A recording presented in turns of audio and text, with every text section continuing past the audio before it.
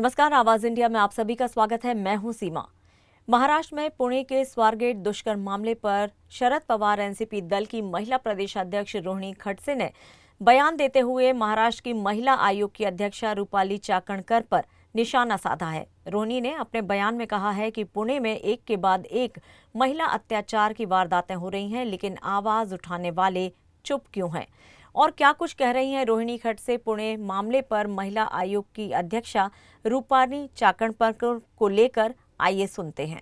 और क्या कुछ कह रही हैं रोहिणी खडसे पुणे मामले पर महिला आयोग की अध्यक्षा रूपाली चाकणकर को लेकर, आइए आपको भी सुनाते हैं। काल पुण्यामध्ये स्वारगेटला घडलेली घटना ही अतिशय संतापजनक होती। आपण म्हणतो ना, पुणे तिथे काय उणे, शेवटी आता पुणे तिथे गुन्हेच गुन्हे म्हणायची वेळ आपल्यावरती आलेली आहे। कारण एकामागून एक महिला अत्याचाराच्या घटना ह्या पुण्यामध्ये समोर येताना आपल्याला दिसत आहेत। या घटनेमध्ये अनेक प्रश्न उपस्थित झालेले आहेत की दोनदा बस डेपो मॅनेजरकडून पोलीस यंत्रणेला हे कळवण्यात आलेलं होतं की आम्हाला पोलीस यंत्रणा वाढवून मिळावी, तरी देखील का पोलिसांकडून या घटनेबाबतीमध्ये दुर्लक्ष झालं, त्यांनी पोलीस संरक्षण का देण्यात आलं नाही, ह्याही गोष्टींचं उत्तर देणं आता पोलीस यंत्रणेला बंधनकारक आहे।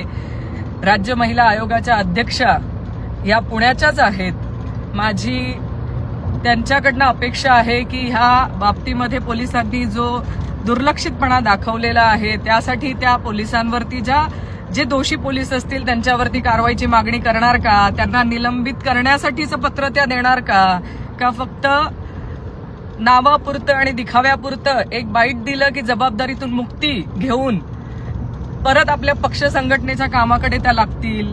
कारण महिला सुरक्षितता ही पुण्यामध्ये आज चिंतेचा विषय आहे आणि अशा वेळेस पोलीस यंत्रणेचे जे दुर्लक्ष आपल्याला बघायला मिळतंय ते अतिशय खेदजनक आहे। आणि जे जबाबदार या घटनेला जबाबदार पोलीस असतील, ज्यांच्याकडून दुर्लक्ष झालंय, त्यांच्यावरती तात्काळ कारवाई सरकारने केली पाहिजे अशी आमची अपेक्षा आहे।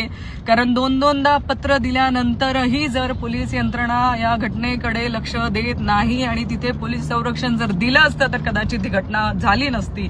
त्याच्यामुळे पोलीस या घटनेला जबाबदार आहेत। या घटनेमध्ये जे दोषी आहेत त्यांना तात्काळ त्यांच्यावरती निलंबनाची कारवाई करावी। जो बलात्कारी आहे, ज्याने ही घृणास्पद घटना केली आहे, त्यातला या घटनेला फास्ट ट्रॅक कोर्टामध्ये नेऊन लवकरात लवकर ही या घटनेमध्ये त्याला शिक्षा व्हावी ही आमची अपेक्षा आहे।